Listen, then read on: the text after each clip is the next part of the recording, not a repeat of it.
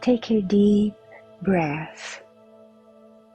Feel the gentle embrace of God's presence surrounding you. In this moment of stillness, allow your heart to open to divine wisdom. May this reflection bring you clarity, faith, and renewal, reminding you that true belief is not just in words, but in the way we live, love, and serve. May the peace of Christ fill your soul as we embark on this journey of understanding. Today's message comes from the book Jesus in the Home by Neio, Lucio, psychographed by the medium Francisco Xavier. Chapter 37, The Idle Son.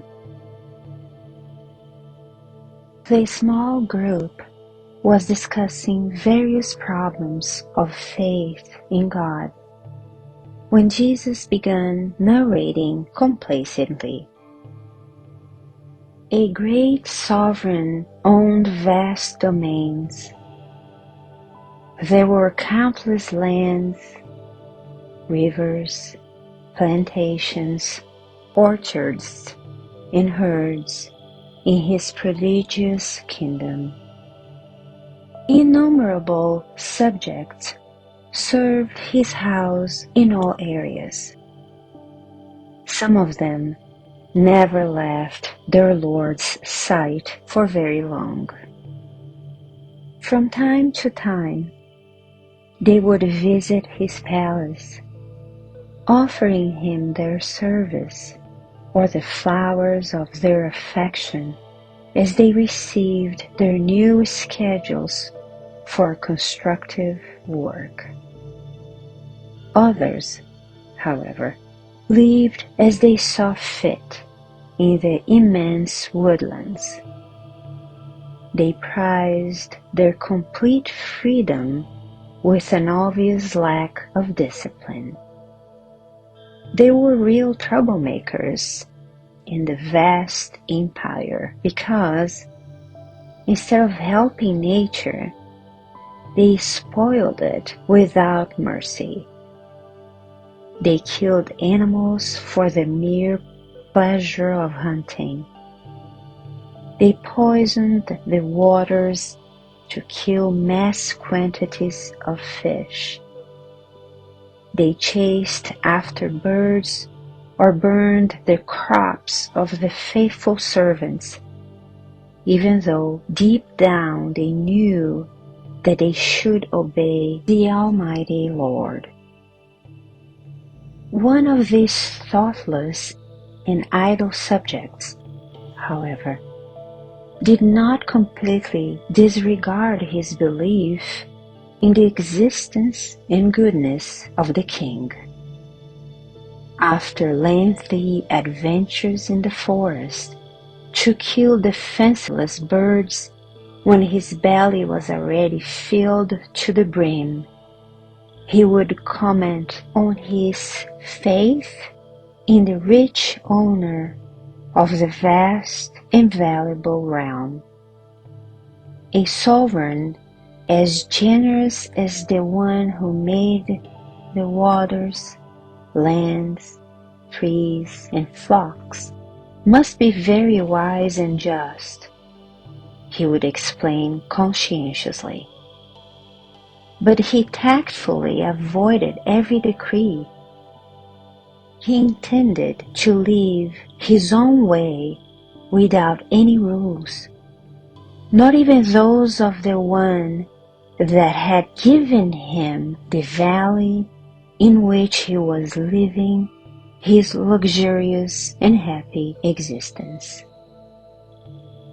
After a number of years had gone by, when his hands were unable to lift the smallest weapon to harm nature, when his foggy eyes were unable to make out a landscape with the same clarity as when he was young, when his tired and sad body was bent over toward the ground, he decided to seek out the Lord in order to ask for his protection and support.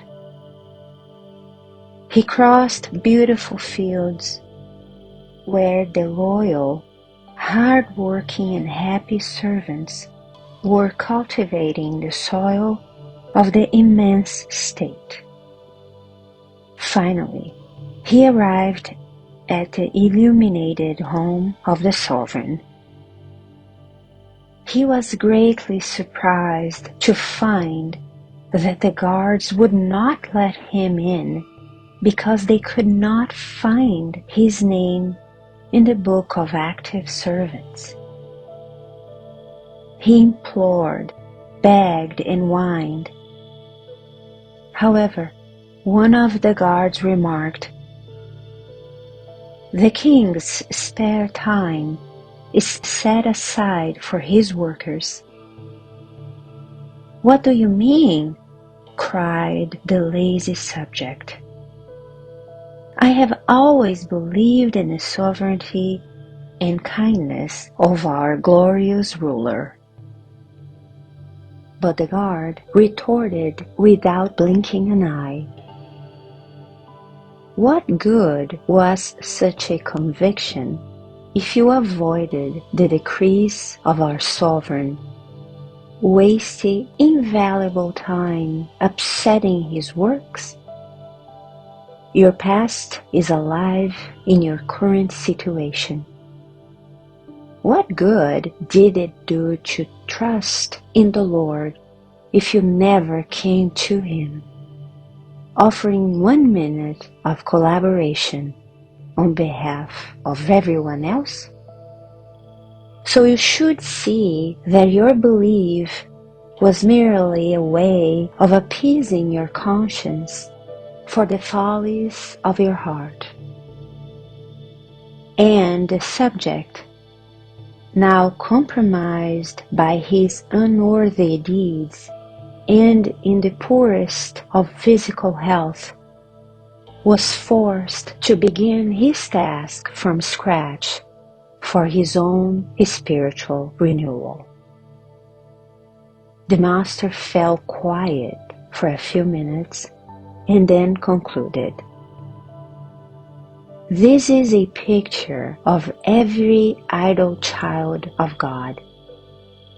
Will any healthy and intelligent persons who believe in the existence of the Eternal Father, who recognize His power, justice, and goodness through the physical expressions of nature, but who do not come to Him in simple prayer from time to time, or honor His laws with the smallest gesture of aid for their fellow beings, or who do not show the smallest trace of interest in the designs of the great sovereign, be able to reap any reward from their dead, pointless convictions?"